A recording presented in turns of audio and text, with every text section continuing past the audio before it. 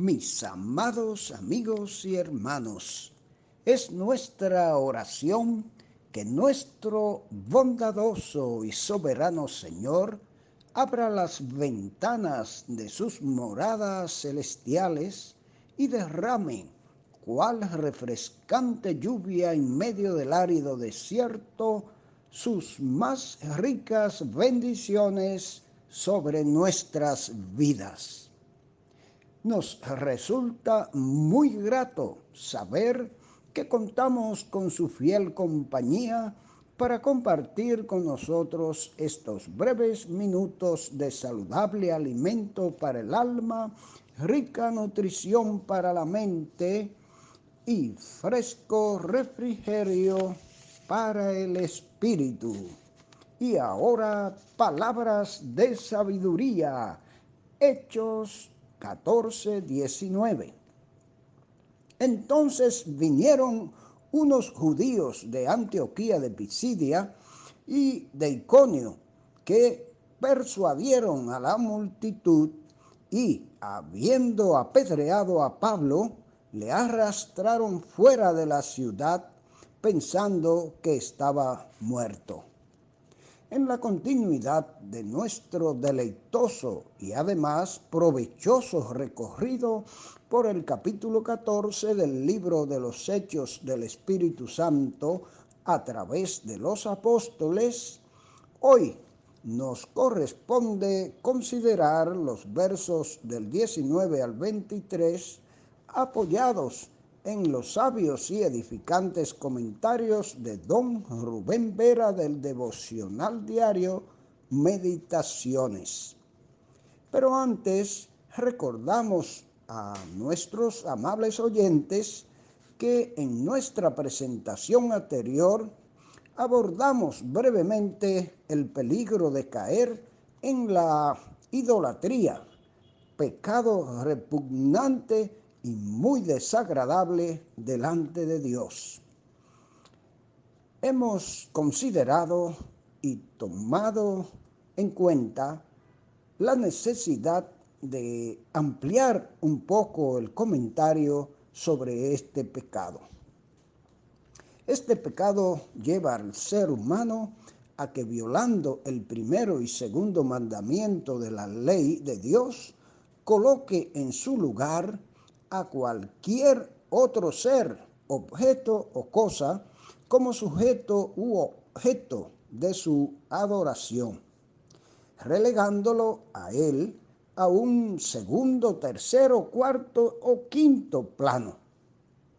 Es más, lleva al ser humano a una ceguera espiritual tan grande que lo hace pensar y creer que lo que hace le agrada al Dios verdadero.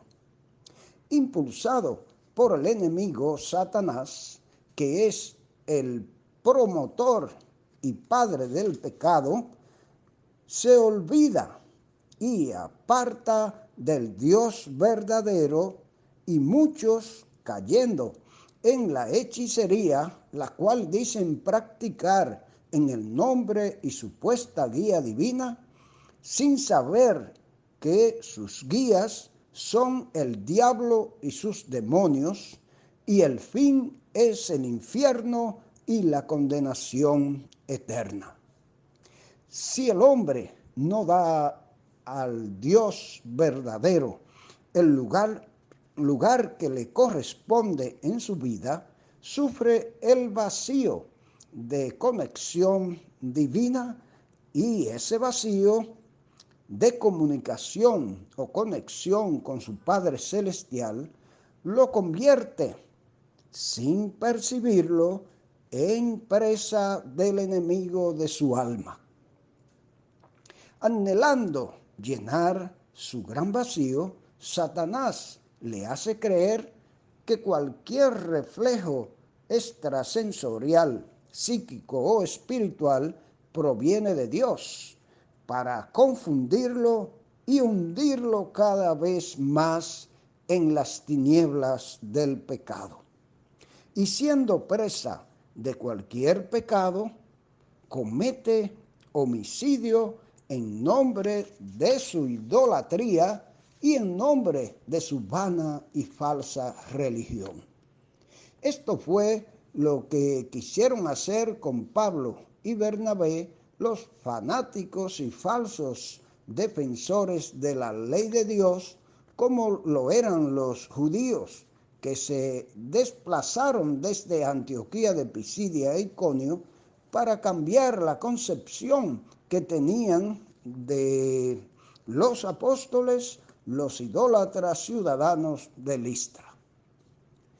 Como estos ciudadanos eran pecadores idólatras, fueron fáciles presas de convencer por parte de los pecadores religiosos judíos, y ambos grupos cayeron en el pecado del homicidio contra Pablo, lo cual Dios impidió o resucitó a Pablo. Qué paradoja y contradicción la de estos impíos idólatras. Su objeto de adoración, unas horas después, solo merece ultraje, insulto y apedreo hasta la muerte. Y ahora les invito a prestar atención a los comentarios de don Rubén Vera del devocional diario Meditaciones, hoy con el tema El pecado de la idolatría, Hechos 14, 19 al 23. El pagano auditorio fue espectador del portento y reaccionó como idólatra que eran. Dioses bajo la semejanza de hombres han descendido a nosotros. Los apóstoles estaban acostumbrados a la hostilidad, pero a la adulación fue algo nuevo. Los paganos de entonces creían que los dioses a veces visitaban la tierra disfrazados como hombres y pensaron que algo así estaba aconteciendo. Llamaron Júpiter a Bernabé y Mercurio a Pablo, quien era aquel que hablaba. Para ellos, tal milagro fue una señal del poder divino.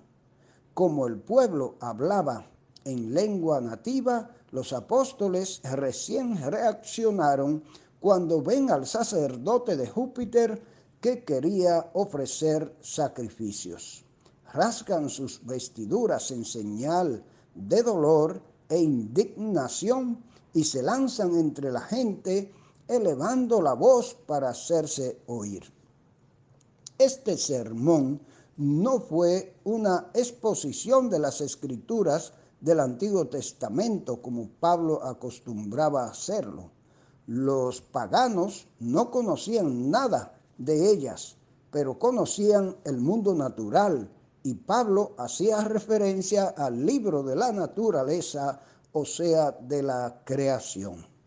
La manera en que Dios ordena las estaciones del año debe hacer al hombre pensar en él. Luego, el milagro de las cosechas, la bondad de Dios por la humanidad. Ellos tenían la revelación de la creación, además de la voz de sus propias conciencias. Fueron hechos evidentes para esta congregación rústica. Dios es bienhechor porque es bueno. El hombre no puede quejarse de no tener libertad, pero al tenerla comprobó su necedad. Pero Dios no se dejó a sí mismo sin testimonio, y aún los paganos tienen la conciencia, según Romanos 2, 14 y 15. La creación, según el Salmo 19 y Romanos 1, 20. La providencia, según el verso 17 del capítulo 14. Nosotros que vivimos en el día de la gracia, nos quedamos sin excusa. Dios ha hablado en su Hijo, en su palabra y por el Espíritu Santo, y por no escucharlos no habrá escape del juicio venidero.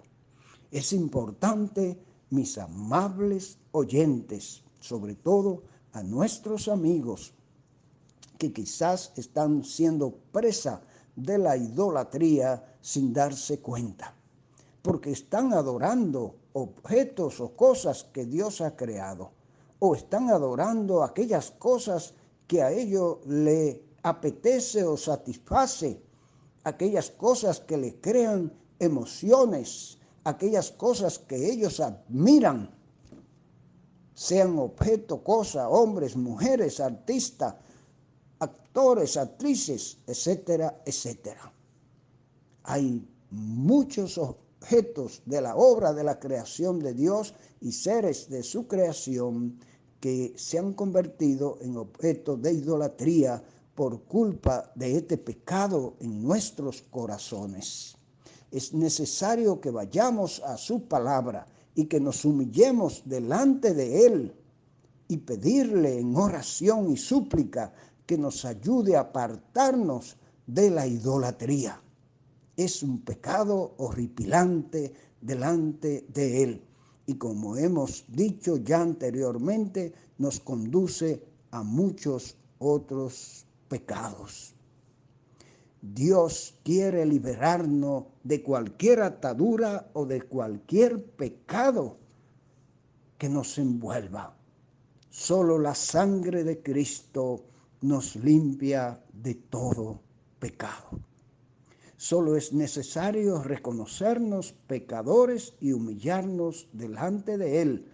Y Él tiene todo poder para libertarnos.